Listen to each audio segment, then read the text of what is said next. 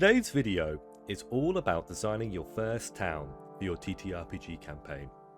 A lot of thought goes into creating, developing and running towns, but usually a lot of people don't know where to start. I hope by the end of this video you'll be more prepared to create and run towns for your campaigns. The first thing to consider is what kind of settlement you want this to be. By that I mean there are very few towns that were self-sustainable during the Middle Ages. Most settlements had a specific purpose. Some settlements were great for farming, whilst others had access to resources like lumber, stone and iron.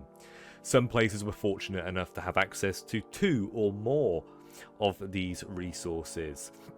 Whilst these resources could be combined to make something better, like how tin and copper was used to make bronze, it may be more plausible for these resources to be vastly different if you were to have multiple in your towns, just so goods can be exchanged for other goods. Every settlement would have access to water, whether that would be a river, a lake, or an underground water deposit via wells or cisterns. And some settlements would be built and developed between 2 larger settlements.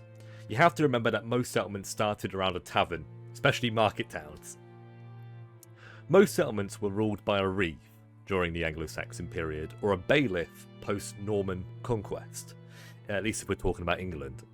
These individuals were employed by the lord of the manor, and this person would oversee the peasantry of a settlement, carry out taxation, and also deal with infringements of the law. But there were also settlements ruled by priests and bishops, as well as men called castellans who would govern a castle or a keep in the name of their lord. You can always go with a more modern term such as mayor, which was especially used in Italy, as there were many city-states that were not entirely ruled by the nobility. There are 4 following types of settlements that I will be discussing today. The first is farming, the second is resource, the third is market, and finally military is the 4th. For what I'm going to be going through next, I'm going to be providing you guys a few tables that you can optionally roll on and look at to determine a variety for each type of settlement. It's not necessary for market towns or military towns, but for farming and resource, this would make a lot of sense. Farming has its own category because of how prevalent it is, and how much they are in abundance through much of the known world during the early to Middle Ages, and even now, I mean, it hasn't changed. You have to remember that as the Roman Empire began to fall, many people who were enslaved were given their freedom in exchange to serve lords as serfs on their land. Whilst many of you are probably not planning to include serfdom in your campaigns, if any of you have, please let me know. I'd love to know more about what that entails. Having an understanding that farmers typically were born and died on the land of their forebearers is pretty interesting. It can create some very interesting plots if you decide to go down that path. Farming towns are typically going to lack special buildings, and they're going to be centered around a tavern. Whilst you can include a farmer's market in your town, unless it's a larger settlement, I'd advise you to have the farmers travel to a market town in order to trade their goods effectively. This allows the prospect of including forms of banditry on the roads, poaching those goods. Resource towns are varied. It could be a lumber town, a mining town, or a town that specialises in the manufacture of key certain goods. Whilst you can, if you really want to, have towns with a variety of uses, it's important to consider how large your towns are and how effective your town's population is going to be if they're all split up doing several different business focuses. These towns may have places to transfer these raw goods into manufactured items, but it's always a good idea to have some of the raw goods exported to other places for trade purposes. But next up is market towns, which is probably the best place for a party to be. It's a good place to trade, seek out entertainment in taverns and theatres and brothels, and it's a great place to find adventure hooks on various bounty boards. The main reason why is because, well, it's one of the only places where there's going to be lots of visitors, whether it's tradesmen, farmers, travellers, or other adventurers. Information only travels if people want it to, or if people can find that information.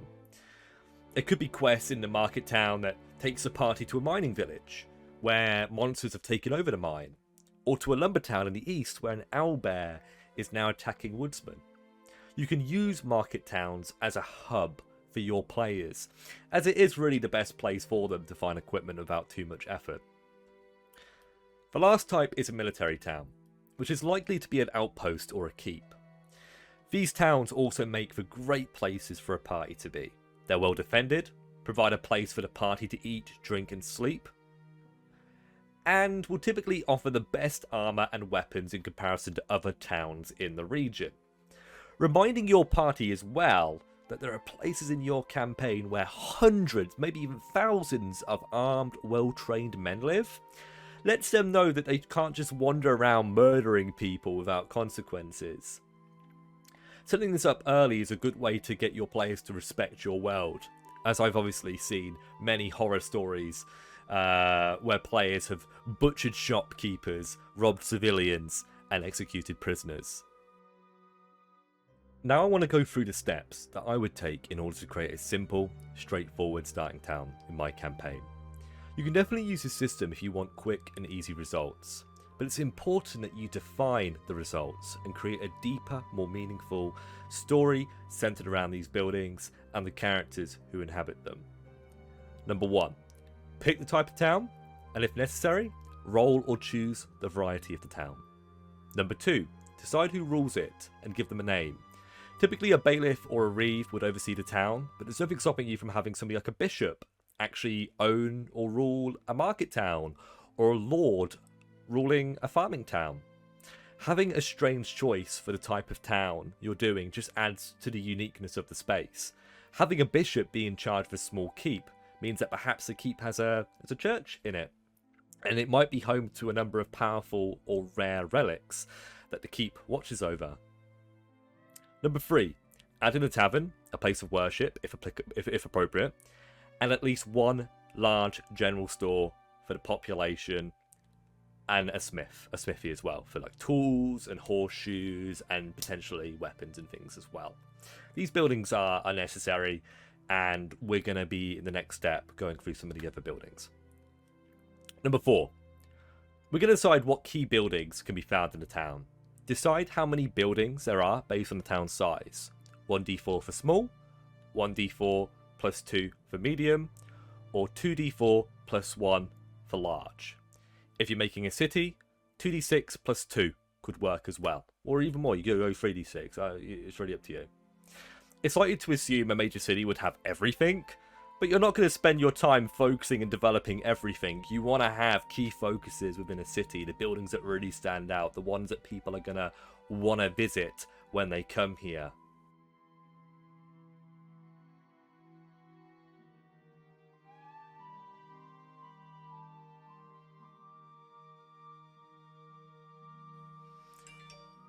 Number 5.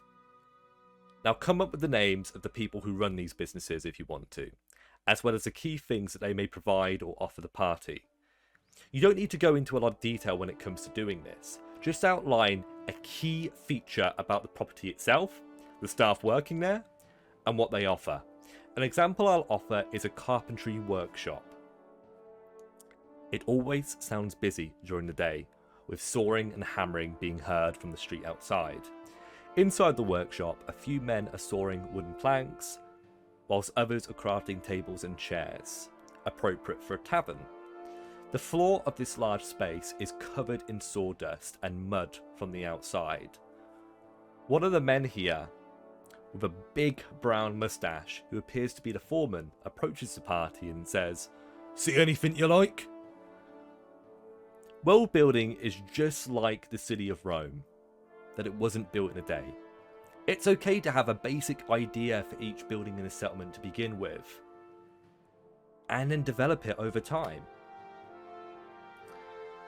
I like to have a handful of interesting NPCs in each settlement, who I can roleplay as and develop with the party.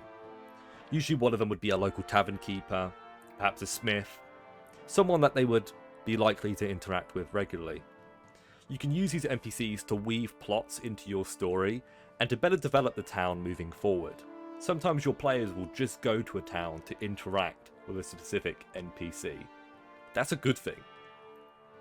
Once you're done with all of that, all you have to do is come up with ideas of what the town needs in order to thrive and succeed, and what challenges it could face from internal or external threats. Maybe the mine of a resource town has been overwhelmed by monsters, and they're willing to pay the party a hefty sum of coins in order to clear it. These adventure ideas can be as simple or as complicated as you wish, and you guys are really able to decide what you want to do. We've covered a lot today in this video, and I hope I've been able to provide at least some insight into what many would consider the more complex side of world building. I want to say thank you to everybody who's been so supportive of the channel recently. I hope to see you guys on my next video coming soon on Loki's Lair. See you later.